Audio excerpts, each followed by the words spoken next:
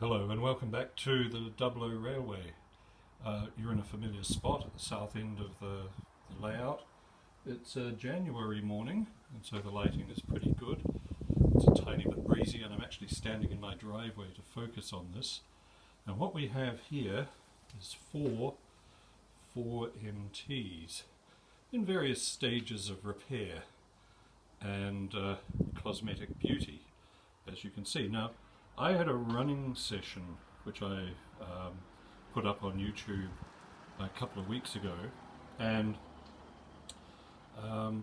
this 8055, this 4MT in blue, was featured at the start of it, and I got some comments about it, asking about the paint job and whether I'd done it and things like that. The answer is that I didn't do it. A fellow who used to repair my trains did this for me, and anyway I thought it would be a good idea to feature both this and its companion 80056 in this video. You'll see them going, and have a look at what they came from. So the standard 4MT in 3-rail is 80054. There's a rarer 3-rail model, but this is the stock standard one, and this is very often the condition in which you find them. This has got a few bits and pieces missing, some disconnected wires, the body's not in great shape. This one, in fact, has made a donation of its front bogie to an 8F of mine, so we've done a swap because they're interchangeable.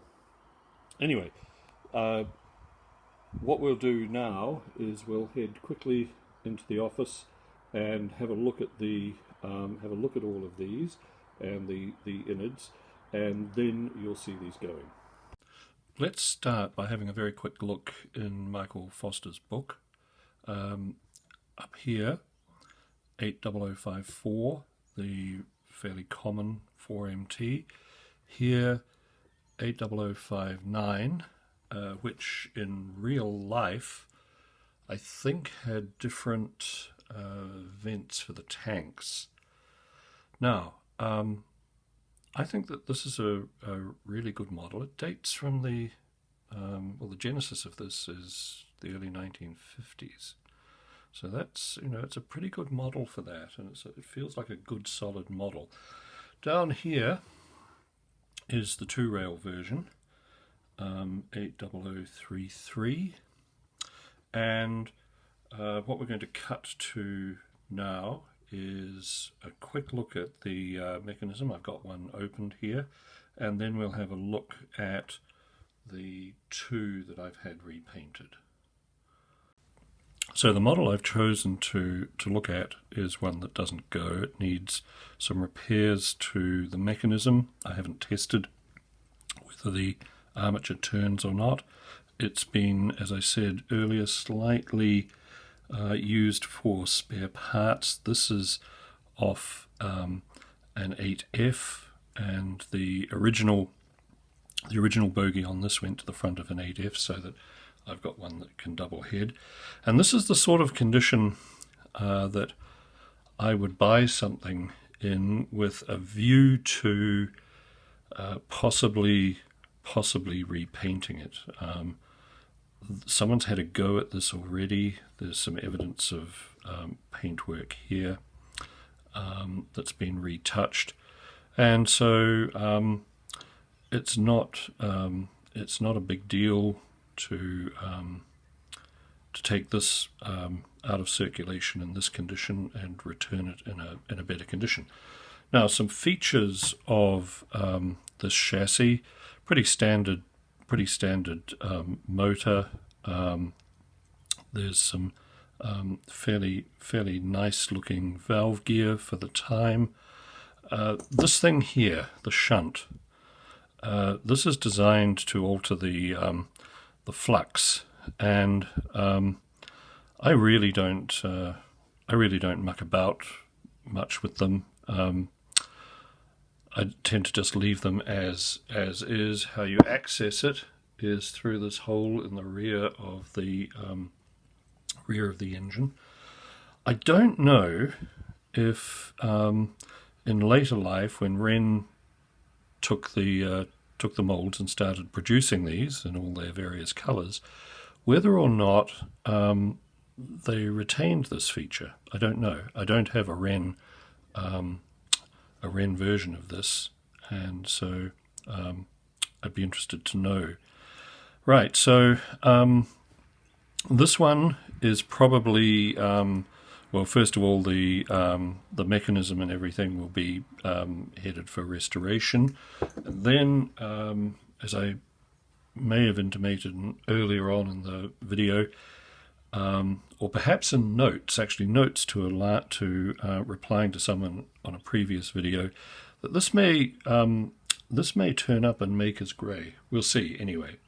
Right, so next thing, the two repainted ones. Here they are, 80055 and 80056. They carry on from the 80054 numbering of this engine, and if I do another one or two of these, they will be 80057 and 58. And then one day maybe I'll get my hands on 59. Now, these were not done by me. They were done by a fellow in Melbourne, and it's a pretty good job. I think that they're attractive colours. The blue one tends to get more running than the green one. I don't know why. It's just the way it is. But the bands are transfers. All of the numbering is done with transfers. The handrails have been picked out in black. The cylinders have also been done, and you'll see that on this one too. The original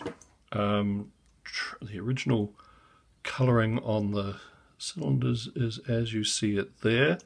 And on the boiler, this is not in perfect condition, but you can see it there. As far as I know, these were all black, which really raises some questions about some of the liveries that you see in the Wren range. But some of them are more or less attractive. I'd really like the LMS Crimson one, which again speaks to the heritage of these.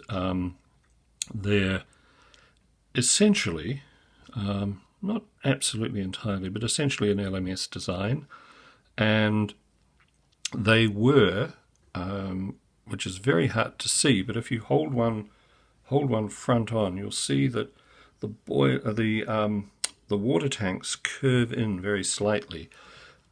Which was one of the modifications made to these by British Rail, so that they could meet loading gauge requirements on some sections of the network. So the cylinders were smaller.